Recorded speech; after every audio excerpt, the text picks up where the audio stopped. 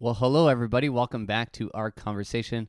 My name is Cullum Line. I'm the youth ministry coordinator here at St. Anne's, and with me, as per usual, Father Matthew, I'm the pastor here at St. Anne's. good stuff. Yes, well, hello. I was commenting to Patty early today. I was like, it's like we're past mid-June already? Oh, yeah. Like, when did this happen? It's flying along. And I was like, a little month to recoup, and then we'll go into summer ministry. And I was like, I got a week. I'm going camping next weekend, having popped like our little You're pop-up ready? tent, and so I'm kind of freaking out, like in a good way. I'm Okay. excited for summer, but I was like, how are you here already? But I don't know. What's Calm new down, with man. It's summer. You should not be getting worked up about summer coming. There's, my goodness. Well, what the heck is going I'm on? totally one of those people that I work really well right before vacation because it's like I have a hard time unplugging, so I like to get super diligent so I can not have to think work. Yeah. I have to like do that work. So usually the last few days before vacation, I'm actually kind of frenetic. Well, kind that of I get, brain. but it's you're not the last 2 days yet. You got time. I know. I'm pre freaking out about Yeah. my last few days. It's definitely that's fair. Goodness. Yeah. Anyway, Well, we're talking surrender today, so maybe that is a good this it could good loop in. theme. Anyway, what's new in Father's World? Yeah, we got some new church news, actually. So, was it 3 or 4 years ago, we had some relics placed on our altars. We didn't have relics when the church was built. They didn't put them in. Mm-hmm. So we got some, and we have, so in the main altar is St. Eugene de Mazenod and St. Elizabeth Ann Seton. And in the Eucharistic Chapel altar, we have St. Martin de Porres and St. Therese. So we're really excited to have them. We had a blessing and a ceremony. We put the relics in. But then I asked a parishioner who's an artist to paint 4 images of these poor saints. And we were going to put them up and to remind people who we have. And we just got them a little while ago. These paintings are all finished now. So just working on some biographies we're going to put up too. And in the next couple of weeks anyway, we should have these saint paintings and biographies up just to help us call to mind the saints who are with us when we have Mass. Yeah, it's exciting. I got a little tease look of it there, and you had showed it off to the staff like was it Yeah, a it's week or so exciting, ago. yeah. You did the little tour down the hallway. It was Look like what a we have. 3-year project in a way. Yeah, coming but in, it's heading in. it's exciting stuff, right? It's just the community of saints, and I even like doing church tour. I mean, we haven't done much of it this year, but even I guess in the fall I was still able to do some with the high schoolers. And you got to like go to the altar and show them the relics and Yeah. do a little teaching and that kind of stuff. So they'll just make it that much more obvious. Yeah, little right? paintings and biographies Yeah, so too. it's exciting. It's cool stuff. And like every saint is a beautiful story, but we chose these guys carefully. We think they relate well to who we are as a parish and who God calls us to be. So Yeah, I I'm like them all. excited. I'm a special fan of Saint Therese and Saint Martin de Porres. Oh, okay. Prayed at his tomb in Peru when I was on mission work, Oh, and nice. my mom has kind of a crazy kind of little small but mighty miracle in her life, kind of connected to him. So, Oh, wow.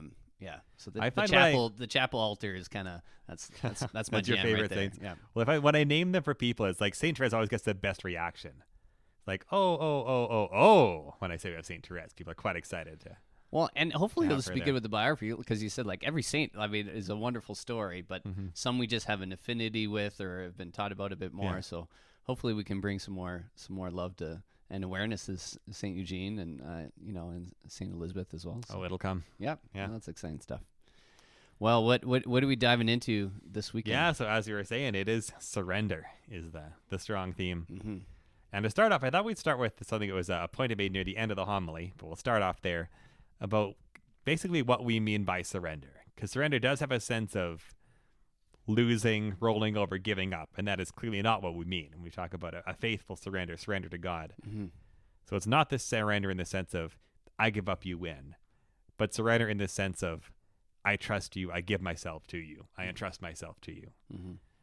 And so it's a strong surrender, it's an active surrender, it's a wise surrender to one who we know cares for us and knows more than we know and leads us. Mm-hmm. Yeah, it's just the term is so loaded, right, in today's society, and unfortunately, surrender is always has the negative tone, right, and Yeah. it's usually in the sense of competition or battle, and Yeah. this type of stuff, and I even think of like times when I was doing little games with my brother or my dad, and you're doing the knuckle thing and that kind of stuff. He's like, just I surrender, surrender, I just surrender." surrender, just give up, and Yeah. so it is hard sometimes from the spiritual concept they kind of unpacked this weekend to be like, we have to sometimes undo all of that lived experience, Yeah. to kind of embrace it. But But what part of what it means maybe to start off the reflection here is part of this surrender is recognizing things that are not in my control, and not wanting to, like, the fact that we are over halfway through June, like, we can't control that. We can't go back and give ourselves more time. I will go back try this my lot. hardest. Well, you will my fail. vacation's coming next week, one way or the other, right? Yeah, like absolutely. It's a very good point. And what started that was the parables in the gospel. Jesus gives 2 parables about farming. And I especially focused on the first one, where it's almost not even a parable. He just says, like, this is how it is. That a farmer plants, and then he sleeps and wakes up, and it grows. But the point that I took from that is that there are certain things a farmer can do to make it more likely he'll have a good crop. And it takes a lot of work to do those things. But he can't make it grow. I use the example of, could a farmer work real hard and harvest in June? Like, not here, you can't. Like, there's certain things that are out of our control. So there is a matter of trusting, surrendering that to the Lord. Yeah, just kind of a goofy, lived experience of that a little bit is we had it was the beginning of April, was like oddly kind of warm, and seemed like spring was kind of coming early. And I was like, I've talked about me fixing up my grass and my lawn. I'm like, I'm really going to get on the outside stuff, and you can only do so much, like the way of the season goes here. And, I remember my sister-in-law was kind of like, she's like, I didn't even bother to plant my garden till after May long weekend or whatever. Okay. Like, there's always going to be that storm or going in there. Like, you can do some of the work, but you can't push it, right? And we get that. Maybe you did a good job of kind of showing the ridiculousness of that idea of trying to harvest in June. I think living in Saskatchewan, everyone was like, not gonna happen. We get that. But how true is it that we try to do that in so many other aspects of our life, right?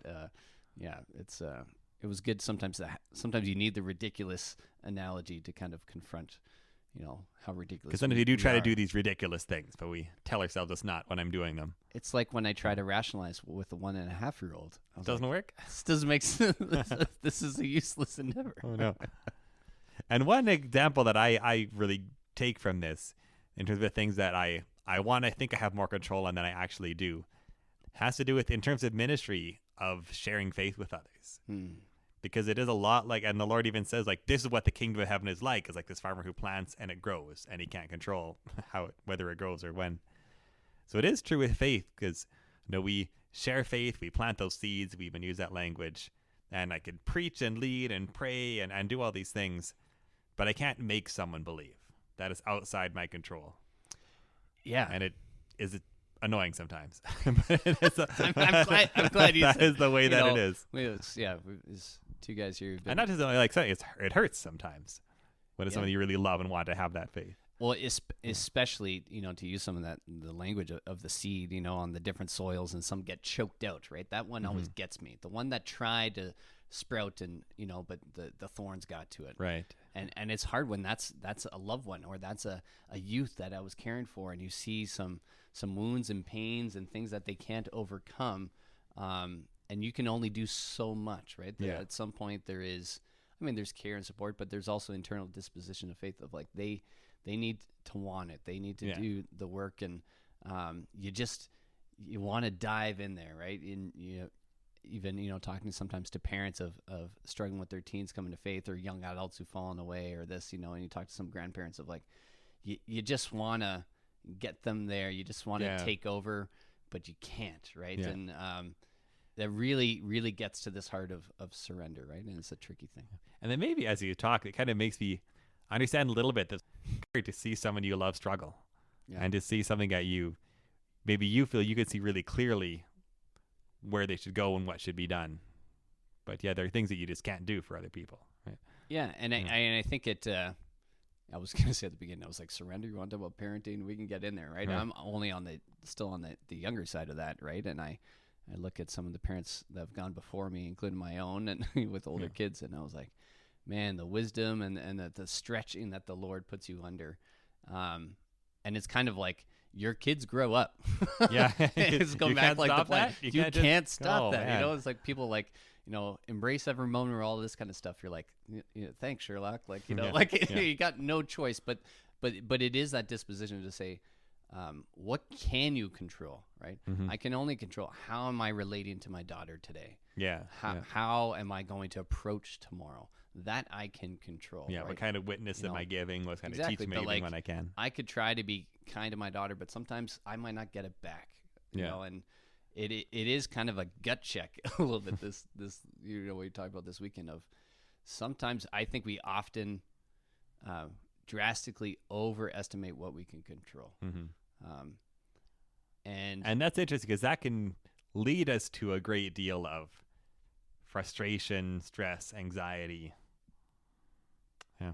What is it that is an image in the Old Testament? Like, why are you kicking against the goad or something? I don't even know what a goad means, but it sounds like something that's just not going to be effective, right? It's like kicking a big rock or something. yeah, I was totally gonna say I was like it's got to be some big stone I or feel that something. way. You know, someone with biblical studies can correct us of Yeah. what it actually is, but I think of it hard and immovable is what I'm gonna go with. Exactly. Yeah. And we keep on kicking against it and Yeah. not going to get us anywhere. And it's interesting. I mean, sometimes my parents are watching and going in there, but I've even seen frankly, the maturity even in my parents and how they've tried to parent us, Okay. you know, growing forward. And some of us, I'm sure we were very frustrated to them. You know, why don't you Probably. just get it? Like, why are you, you know, not following some of the lessons or the teachings of the faith that we've tried to brought onto you and frustration, but also maybe like a wound and a pain, you know, that or they why do you felt. have to make the same mistakes that I made and feel the same Exactly, pain you that I felt? And I feel that myself. How Yeah. much more would my parent feel that, right? But I've noticed, I would say, in the last, like, especially maybe like the last 10 years, most of my married life, that like a subtle like change in the disposition of my mom and my dad, frankly, who is probably the more, you know, tell you how it is and what is good, and there's a place for that. Of like, I've seen surrender kind of blossom in my dad, you know, which is pretty unbelievable because he is a man of like, there's a problem, I'll fix it. I have capability. Yeah. And there's a goodness for that of him just saying, you know, I'm going to go to daily mass. I'm going to keep praying for my kids and I'm going to receive them even in our mess and wherever we're at and it's a beautiful thing, right? When you can start to see surrender kind of blossom in there. And I don't know, I think we're all on a journey and all over the map. I would say we're a family of beautiful chaos, but Are we all? but in the sense of in some ways I did, maybe my siblings could agree or disagree with me. I think most of our relationships with our parents have gotten better as I've seen them grow and surrender. Oh yeah. And I think also as us as now adult children Growing in surrender as well. yeah with to them. say Yeah. you know, and how I'm gonna relate, you know, to my parents and stuff too. So yeah, it's just interesting.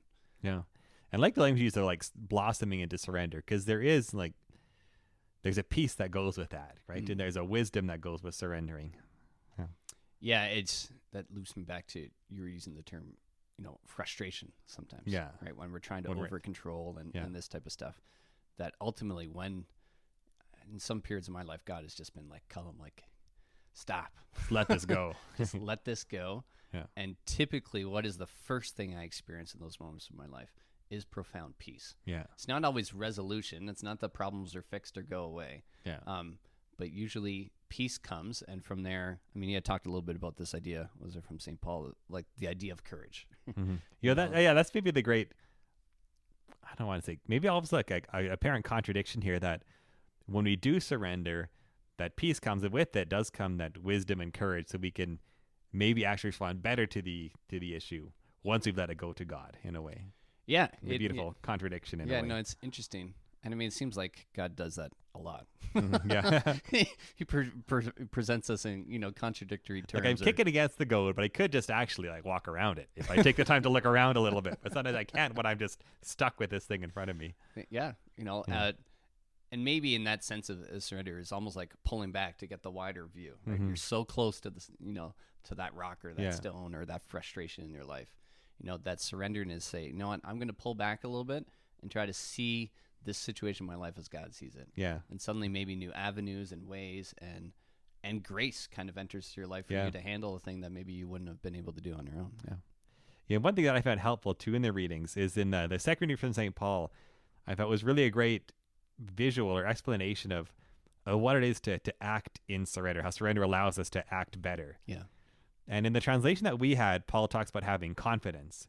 But then I read another slightly older translation because I think in Mass we use the New Revised Standard Version. And what I read from the Revised Standard Version. So it's one step removed, I guess. But instead of confidence, he used the word courage. And that I've really appreciated. So I read it where Paul says, "We have good courage, for we walk by faith, not by sight. We have good courage, and would rather be away from the body and at home with the Lord. But that idea of we have courage because we trust. And that, of course, brings me to, I used to think of the example of, a sports team with a coach or an orchestra with a conductor they really trust. When you can't entrust yourself to someone else who has your best interest at heart and knows the way to go. Like, there is a surrender there, but it's a surrender that lets you do outstanding things.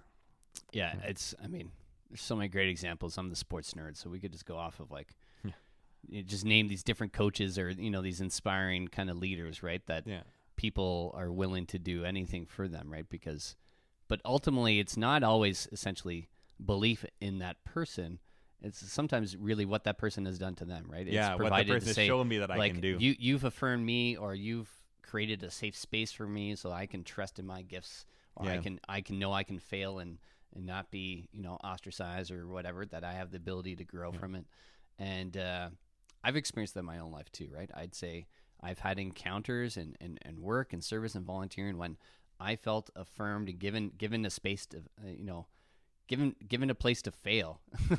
But in the other spin of it, but really given a place to thrive. Yeah, because ultimately that's a coach doesn't want to help you just fail. Right? A good coach is going to want to help you. But it's the idea of saying I'm giving a space for that, and I'm going to coach and guide you along. Yeah.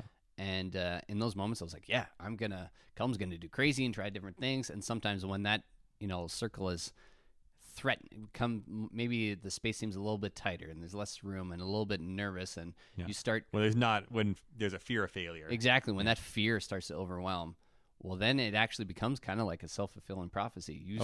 You then get to lack courage and, lack self-confidence. Yeah, and don't take chances. So you don't take chances and you don't step out. And it's very interesting. And I just even that, like you said, the change in terms of courage and confident, for me anyways, when I hear the word courage, there's kind of like a propulsion to action. Yeah. Where confidence, maybe just for me, when I hear that, it's more of like a static thing. You just have it. Yeah. But like courage is for a purpose. Yeah, I think so. And I don't know which is the better translation. I didn't look into the Greek, but I just like the sound of courage. I'm better. with you. I like it. Right. I like it. My Bible is also Revised Standard Version, so there you go. Plain favorites. Oh no. But that does kind of bring me to another point of surrender that I mentioned but didn't touch on a whole lot, was surrendering the outcome. And that's another piece with that. So first we surrender the whole situation, and then we see, well, in this situation, what action can I do? What does love call me to? What does the Lord call me to? But then in that, we can surrender the outcome as well, that we're just going to do what we're called to do and do it as best we can, but then entrust the outcome to the Lord as well. Yeah, and I guess for you, does that maybe loop back a little bit to that like the ministry setting a little bit, to say like, I'm just going to be faithful to the action here and not stress when the outcome isn't what I wanted, whatever, because I've already given that over to the Lord. Yeah, right? yeah. I haven't given over the action that leads up to that. I'm going to do my part, but maybe you're less tied to the outcome in a sense when you have that. Yeah, in a way. I depends on what you mean by tied, because I still really, really have a great amount of joy when I see people come to faith, right? And you see the fruit of what you've done, and it's a beautiful thing. Sure, yeah. But also willing to trust that I don't always need to see it, I guess, is the other side. Mm-hmm. Yeah. Or sometimes I have one small part in a person's journey, but I don't get to see the end point of the resolution. Yeah. I can relate to that a lot, especially just the years in youth ministry. Like typically is, you don't see it all play out, right? They've moved on to other stuff and go in there, but it's nice that I've had a few examples of that where it's just like, I'm going to surrender that outcome because they're moving, and I'll try my best to like hand off and like here's some community or do that type of stuff. But I'm also a person that like I need words of affirmation, like as a big love languages or success. I need to know that like the work I did mattered and that kind of stuff. Yeah. But you can't do that on a day-to-day thing. Be like, Lord, like tell me that I was good today. Like exactly. Like and how I answered emails or that. Like the Lord's like, I got other stuff going on. That's kind of my brain thinks. But I have in the sense of like, Lord, like when I need to rejoice in the outcome, when I need to see the outcome, may I be able to witness it, know? And God's been faithful to that. Yeah, that's true. Yeah. Yeah. And I guess the danger there would be someone who is constantly needing to see it, right? And that there's a risk there as well, because then some people are going to feel pressured to pretend certain things that aren't really there, right? If it becomes, and if a person's own self-worth is dependent upon how the people you're ministering to respond to you, that can be a dangerous place to be. Yeah. I'm not saying that you're saying that, but I'm saying that's in terms of the wisdom of surrendering this. That's part of what this frees us from, I guess. Yeah, no, 100%. Yeah. And that's kind of what I meant, was to say, like, because I would say I have that tendency, Yeah. right? That would be my disposition a little bit, that I had to go to say, like, Lord, I'm going to trust that when you want me to see it, Then I'll see it. then I'll see Yeah, it. absolutely. Right? And then it gives me that, again, that surrender leads to peace, that I can just be faithful to the moment of the day. Yeah. Right. Yeah. And to the next chapter. And, you're going to show me what I need to show. Right. And you're going to lead me, and I'm going to have the courage to follow. Yeah. And it's just that little rhythm. I said earlier before we recorded that it brought back to me Ryan Fox, if you're listening, Ryan, my good mentor of youth ministry. I am where I am in large part to him, but I don't know where he got it from. I just remember summer retreat, and he kind of did like this little Taizé thing, because he likes to do that stuff. And he kind of like sang a little song. It was like, trust, surrender, receive, believe. And he might have even done another order, but that's the way I took it. Okay. Yeah. But when I saw this, I was like, that's kind of that, right? And I Yeah. think that's why it stuck with me, is that, you do have to come to trust, right? And that idea of like going back to that good coach, or this is, and I've taken that a little bit into my own work, and even in my own vocation as a parent and family, is like, am I creating a space where my kids can say, like, I can trust in my mom and dad, that I can come to them, that I feel safe, right? And when they do that, maybe they're going to surrender. They're going to share what's on their heart. They're going to come to in their time of need, right? So that they can receive that love and support that they need, right? To come to believe, but also, like, for me, a little bit, that believe was like, believe in that courage and the confidence of where God wants me to go. So yeah, it was just funny going through this day that, like, that little chant came like running back that's what to me hits us. from like 20 years ago. Who knows? But I like that image you brought, because it brings in one thing I didn't get to in the homily, actually, is because I focused on surrender in terms of the active part of our faith, the stuff that we do or don't do, the works that we're called to. But there is a surrender too in terms of our relationship with the Lord. And part of it that I do think, like, I need to learn to surrender, that we often need to learn, is surrendering the idea of, like, that I need to be a certain way to have that relationship with God. I need to be doing certain things or not doing certain things. Kind of, I guess, the idea of feeling I need to earn it or to be some way to have it, rather than just surrendering that and accepting it. Yeah. I don't know, maybe us cradle Catholics and the stuff, like, maybe we struggle with that a bit more because it's been built in there. Like, I encounter, I just witness it, that it seems like a lot of my friends who have been converts or receiving the church or seekers are frankly, to me, seem to be better at that. Oh yeah. And I don't know why. That's the thing that I've kind of noticed. Interesting. And, I throw that out there more, like, it's a pondering kind of in my heart, that I do struggle with that a little bit and I see that, and even working with teens or my kids, is like come as you are. And I know when we do well as a community of faith, of like really delivering that message and helping people to believe that a lot of stuff starts to fall away, right? Yeah. And the encounters with the Lord really start to go back to that word, really start to blossom, right? Yeah. And that seed of faith really starts to grow. Good stuff. Yeah, so the main thing there, I guess, if to leave on this is that call to surrender. To call to mind things that are source of struggle or stress or worry or hardship or obstacles, whatever it may be, and really to practice deliberately letting them go to the Lord. The Lord, I trust you. You know more than I can know. You love more than I can love. You do more than I can do. I'm putting this in your hands. And then in that to see, well, what does love call me to, having surrendered that?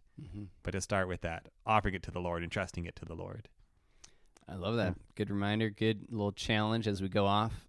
It's part of the reason I love my favorite prayer is just, Jesus, I trust in you. Yeah, it's a good one. It's my entry gateway to doing that. It's kind of a go-to penance for me. If everyone comes to me for confession, you're likely to get that one.